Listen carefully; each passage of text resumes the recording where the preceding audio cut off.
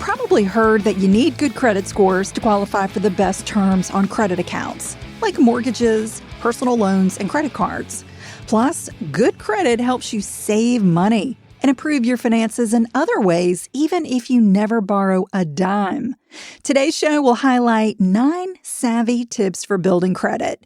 You'll learn why maintaining high credit scores improves your financial life and how your scores stack up against the average.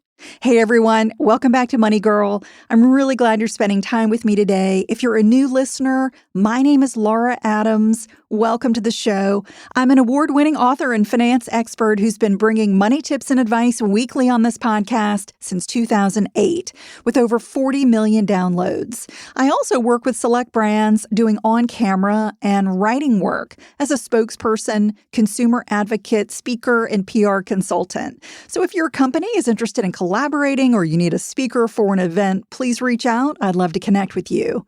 Here on the show, I cover a wide range of topics. From week to week, it could be building credit, managing debt, retirement, investing, real estate, taxes, insurance, money management strategies, entrepreneurship, and lots more. And occasionally, I love bringing you interviews with money experts to bring a new perspective to the show. And I want to ask a favor. If you're getting value from the show, don't forget to subscribe and please submit a 5-star rating or review. That's a free, easy, simple way to give back to the show if you are getting value from it.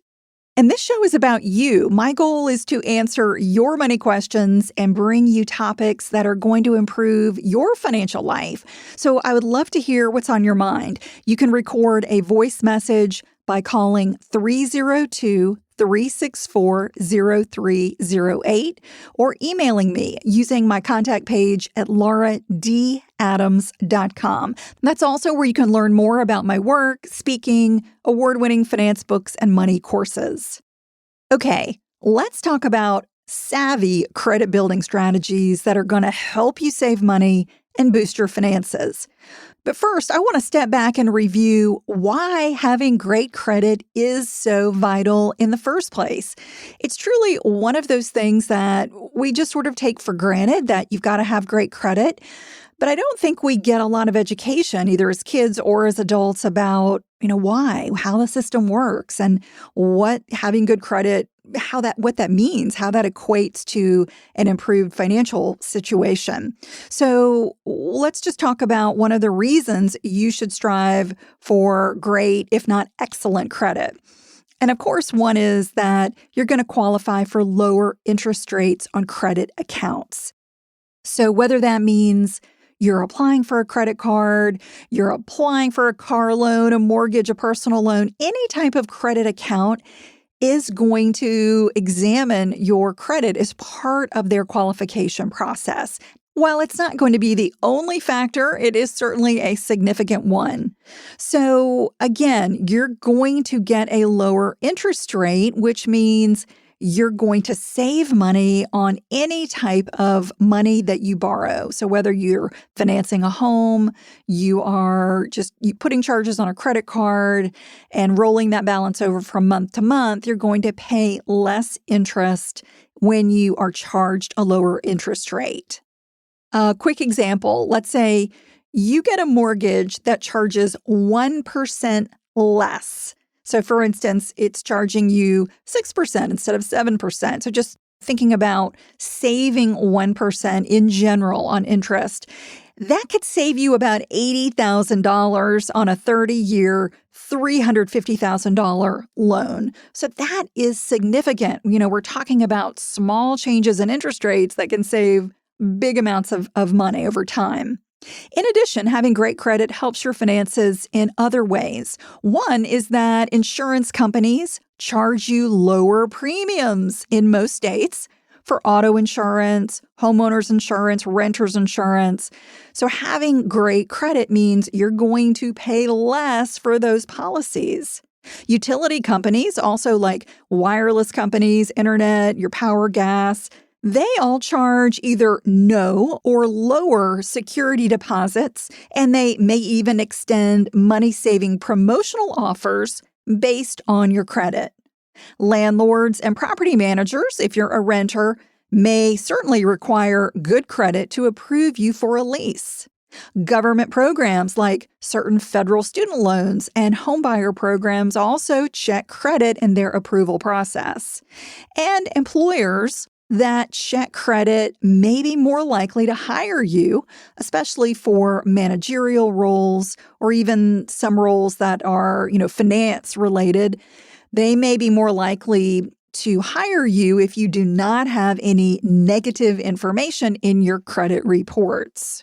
Just as a side note, employers can't actually see your credit scores, but they can see portions of your credit reports. So they would be able to tell if you had any negative information there.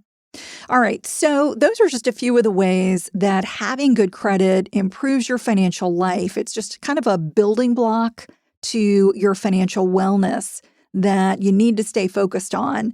And once you build good credit, you've got to maintain good credit by being savvy. So we're going to go through 9 tips that are going to help you either build credit from scratch if you are, let's say you're young, you're just starting out, you haven't had any credit, or maybe you've had a financial hardship, you've had some kind of a setback where you used to have good credit, but now you have poor credit, or even, you've just got great credit and you want to hang on to it. You want to maintain that for life. These tips are going to help you with all of those, no matter your situation. So the first tip is that you've got to understand how credit scores work. So this is just integral. If you don't understand how the credit scoring system works, it's going to be pretty tough to build credit. So you need to get into the weeds with it and truly understand what moves the needle, what's important, what isn't important. So knowing how the system works is key. And I've done lots of podcasts on credit. I even have a course called Build Better Credit, the Ultimate Credit Score Repair Guide. If you're struggling with credit right now or you're just, starting from scratch, you'll find more about that course at lauradadams.com. But we're going to touch on, a good bit of it here in this podcast that's pretty foundational. So what you need to understand is that there are many different credit scoring models, and they all take the information from your credit reports and put it into their proprietary formula to calculate different credit scores. And credit scores are all different. They're different scales. Some of them are numbers. Some of them are even letters. But the information in your credit files gets reported by your creditors. So the credit card companies you use, the lenders you use, they can choose to report your information to one or all of the nationwide credit agencies. And the main ones right now are Equifax, Experian, and TransUnion. And by the way, each of those credit agencies also has their own proprietary credit scoring model, and some of them have multiple credit scoring models. So your creditors can report your information like when you make a payment, is it late? Is it on time? Your account balance, your available credit, all of that good stuff. They can report it to one or all of the credit agencies. And while creditors don't have to report your data, they do have to pay for it when they report. And it's beneficial to them to do that because they get access to consumer data in return. So, there's kind of a win-win there. And government agencies that maintain public information like bankruptcy and lien filings, they don't report data to the credit agencies. However, the agencies usually go out to all the public departments and pull that data into their systems on their own. So that's how, if you have a bankruptcy, that's how it would end up on your credit report. That agency is going to be scanning all of the, the courthouse documents, and they can pull that information when it's new. So credit information gets used to create credit scores, such as the well-known FICO score. But as I mentioned, there are hundreds of different scoring products. There's one called VantageScore. And as I also mentioned, TransUnion and Equifax have their own proprietary algorithms. And again, all of these scores have different ranges and, they're just all a little slightly different from one another in what they are using to come up with the score.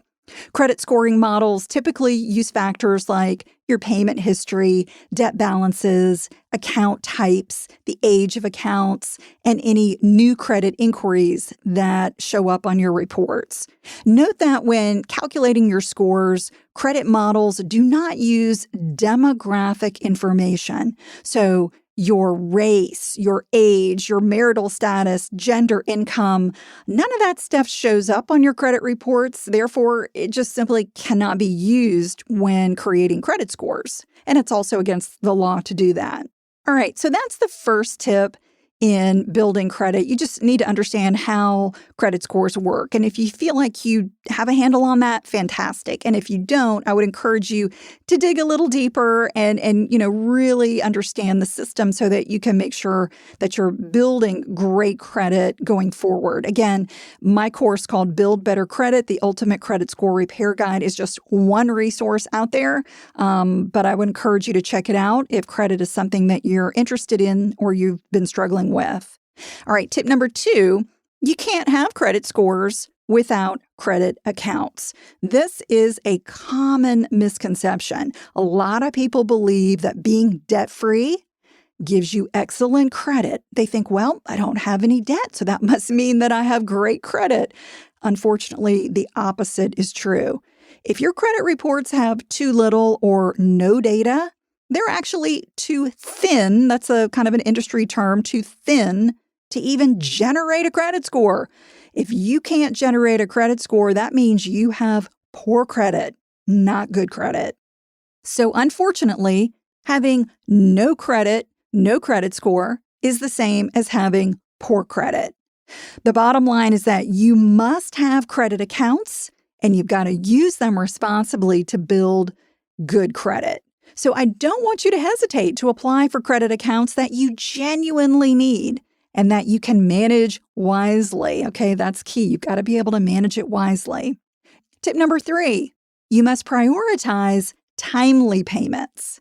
Since your payment history is typically the most significant factor in credit scoring calculations, paying your bills on time is critical.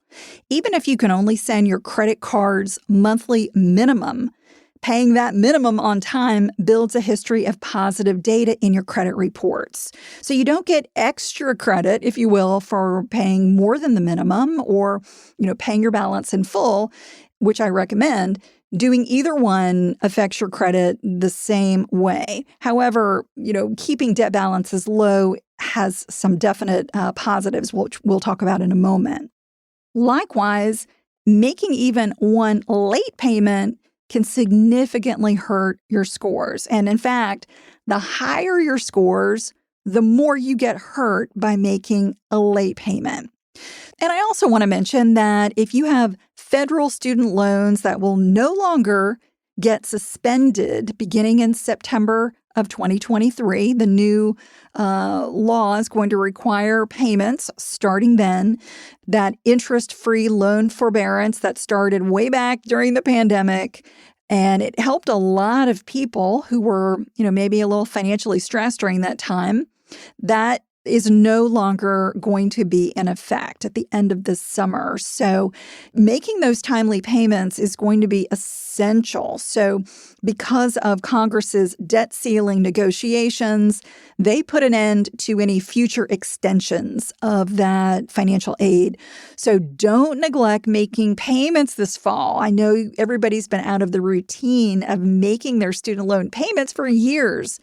And you should receive a notice from your loan servicer with the payment details at least 21 days before your loan payment is due.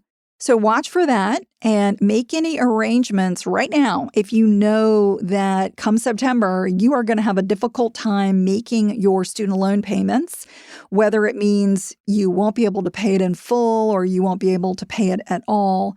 Now is the time to talk with your loan servicer about your repayment options. Failing to pay that student loan on time could have significant negative consequences for your credit.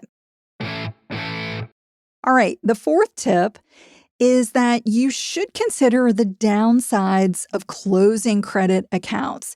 This is another often misunderstood part of the credit system. A lot of people think, oh, well, I'm just going to close on my credit cards and then I'll have great credit. Well, if you pay off a revolving credit account, so that includes credit cards and any lines of credit, keeping it is actually much better for your credit than canceling it. Here's why.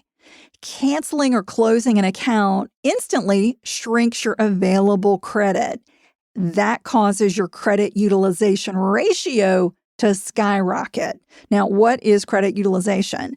Well, it's a formula that is calculated by dividing your outstanding balance on your revolving accounts, taking that number and dividing it by your available credit. That ratio, that number is a significant factor in your credit scores. In fact, it's typically the second most important factor behind making timely payments. Let me give you an example. Let's say you've got 2 credit cards. They each have $4,000 credit limits. So card A has a $4,000 credit limit. Card B has a $4,000 credit limit. Let's say you owe nothing on card A. You've paid it down and you're thinking about closing it. Card B, you've still got $2,000 on that card. So in that situation, your credit utilization ratio would be 25%. So we'd take the $2,000 that you owe divided by your credit limit of $8,000. Okay, you've got the 2 cards. The balance on the 2 cards is $2,000 divided by the available credit limit on the 2 cards is $8,000. That is 0.25 or 25%. Okay, that's a pretty good credit utilization ratio. I would say 20 to 25% is pretty much the limit that you want to go for optimal credit. So let's say you decide, yeah, I got this card A paid down to 0, so I'm just going to cancel it. I'm going to close it. Well, if you do that, what happens?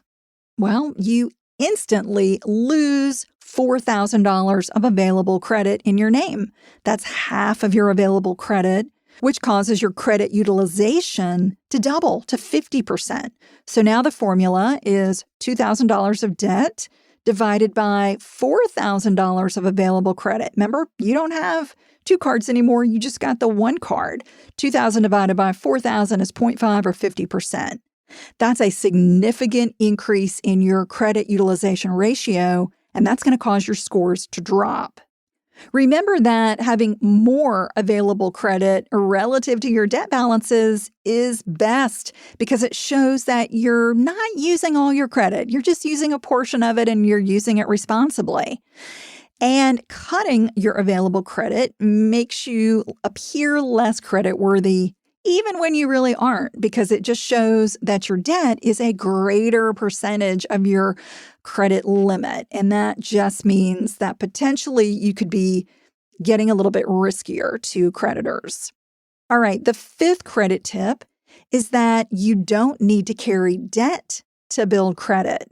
This is a common myth. A lot of people think, oh, well, I've got to go into debt to improve my credit scores. That is wrong. That is false.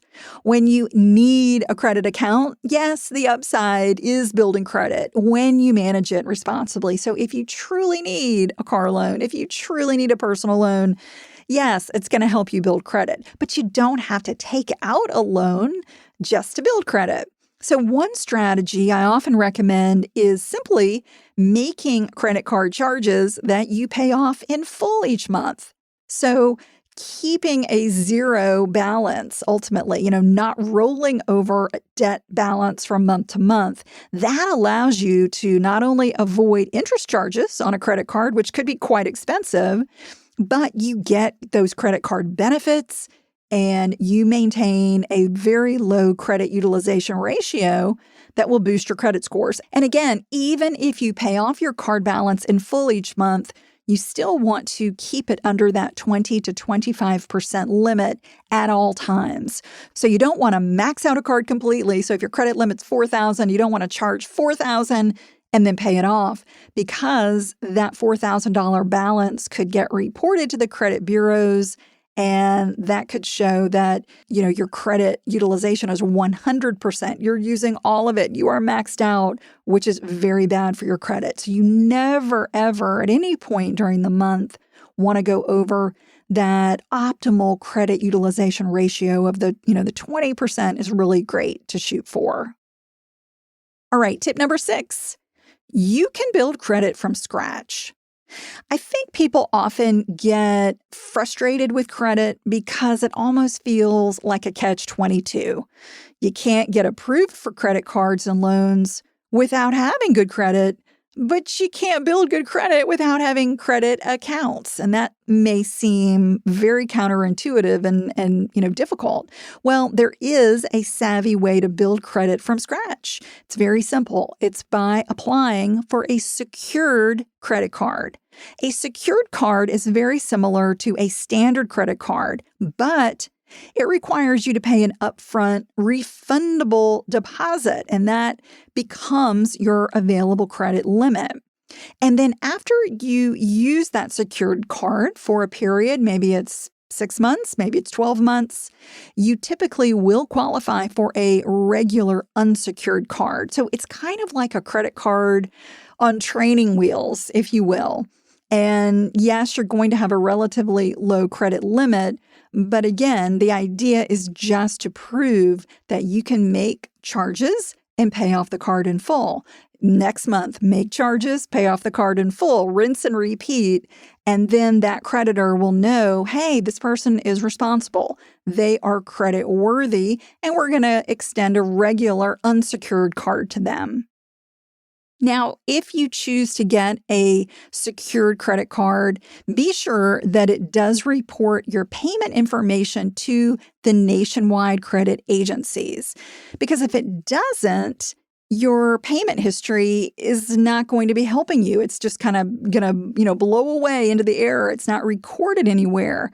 You want those payments to be recorded in your credit reports. That way, you're going to get the opportunity to build a positive credit history. Otherwise, you're making payments, but you're not getting the opportunity to build your credit scores. Tip number 7, you may benefit from being an authorized user. So a credit card holder, somebody who owns a credit card, can add an authorized user to their account.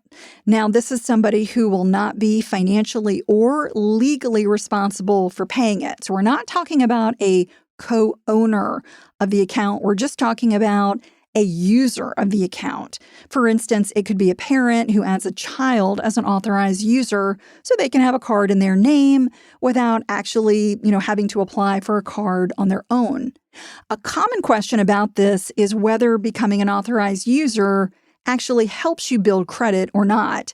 And the answer depends. It depends on the card owner's financial behavior and whether the issuer of that card reports the payment information to the authorized user's credit reports as well as to the card holder's reports. When positive on-time payment information does show up on an authorized user's credit history, it's a great way to boost that authorized user's credit. However, if the owner of the card does not manage it responsibly, let's say they make late payments, that can actually hurt the authorized user's credit. However, there are situations where credit agencies may protect authorized users by not posting negative information on their credit reports. And this would come from also the issuer may not report that negative information on the authorized user's report. So you need to understand the terms of that authorized user agreement. What is getting reported? And I would only go into that situation if you're quite certain that it's going to give you a positive payment history and ultimately help increase your credit scores. Tip number 8, you need a mix of credit accounts. So your credit mix is the types of accounts you own, and this contributes a little bit to your credit scores. It's not as significant as your payment history or your credit utilization ratio, but it's definitely part of the calculation in most scoring models. For instance, having revolving accounts, like I mentioned, which are credit cards and lines of credit, maybe having one of those, and having an installment loan, which could be auto, a student loan, a home loan. Those mix of accounts shows that you can successfully manage different types of credit. And as I previously mentioned, having multiple credit cards increases your total available credit, reducing your utilization ratio, and boosting your credit scores.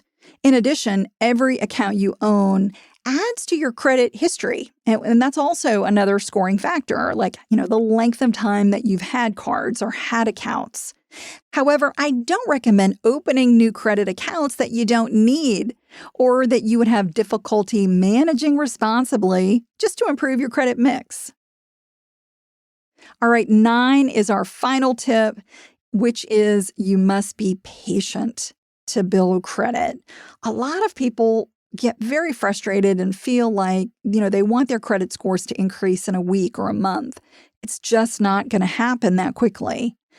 How long it takes to build credit really depends on you. It depends on your situation. Improving your credit never happens overnight. There is no magic fix to get rid of poor credit or to build credit overnight. If you're starting from scratch or even rebuilding credit after a financial hardship, you can see significant increases in your credit scores after, let's say, 6 months or a year for sure. It may take longer if you have had accounts in collections or you've even had a bankruptcy.